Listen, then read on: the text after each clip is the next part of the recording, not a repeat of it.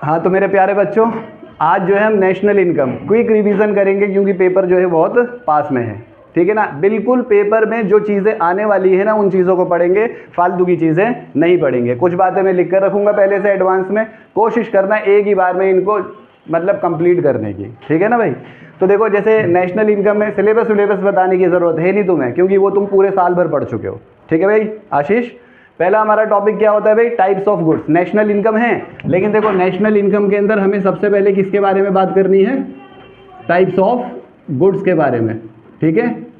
तो सबसे पहले हम बात करेंगे टाइप्स ऑफ गुड्स। इसमें से 3 मार्क्स का क्वेश्चन आता है तुम्हारा, ठीक है। क्या क्वेश्चन आएगा? या तो एग्जाम्पल दे दिए जाएंगे, उनमें से पूछा जाएगा आपसे कौन से इंटरमीडिएट है और कौन से फाइनल है।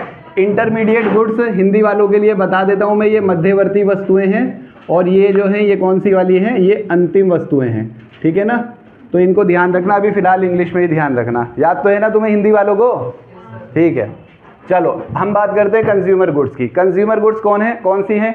जो consumer goods are those goods which are use by the consumer, जो उपभोक्ता प्रयोग में लाता है। जैसे देख लो, अब तुम पढ़ने आए हो तो बुक्स, स्टेशनरी का जो भी सामान लेकर आए हो, ठीक है ना। हमारे घरों में जो भी सामान आता है, हम कंज्यूमर ही तो हैं। कंज्यूमर जो भी यूज़ करेगा ना, वो सारी की सारी चीज़ें कौन सी हैं? कंज्यूमर गुड्स, ठीक है ना। कंज्यूमर गुड्स को अगर हम बात करें ना, तो इनको अलग अलग कैटेगरीज के अंदर डिवाइड किया जा सकता है, अलग अलग। जैसे इसके अंदर कुछ होती हैं ड्यूरेबल वो होती हैं जो मोर देन 1 ईयर चलती हैं। कुछ कौन सी होती हैं भाई? Semi durable. कौन सी वाली?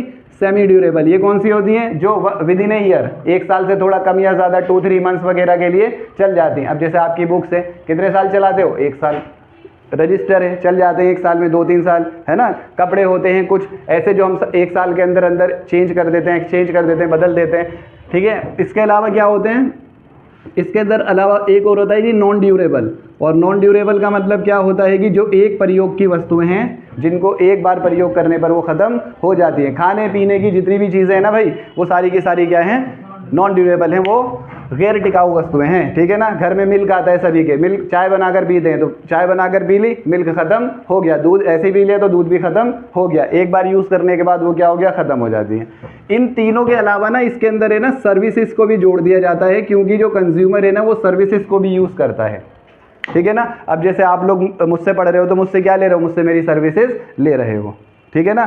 तो देखो इतना याद रखना, कंज्यूमर गुड्स कंज्यूमर की वांट्स को डायरेक्टली पूरा करती है, प्रत्यक्ष मांग को पूरा करती है। जैसे हमारी कोई आवश्यकता है डायरेक्ट पूरी हो रही है, ठीक है, वो हमारी कौन सी गुड्स है? कंज्यूमर गुड्स, ठीक है। कितने टाइप्स की हो सकती है? ड्यूरेबल, टिकाऊ है, थोड़े कम लंबे टाइम तक चलेंगी, मोर देन 1 ईयर, 5 साल। घर में टीवी है, रेफ्रिजरेटर है, फ्रिज वगैरह सब जो होता है वो क्या है? Durable. Semi durable, with in a year, 1 साल से थोड़ा कम बढ़ती। नॉन ड्यूरेबल, 1 टाइम, एक बार प्रयोग की। और इसके अलावा क्या है? सर्विसेज। अब आते हैं प्रोड्यूसर के बारे में। एक बात और याद रखो, कंज्यूमर जो भी गुड्स एंड सर्विसेज परचेज करता है ना, उसके ऊपर जो भी पैसा खर्च होता है ना, उसको हम क्या बोलते हैं? कंजम्पशन।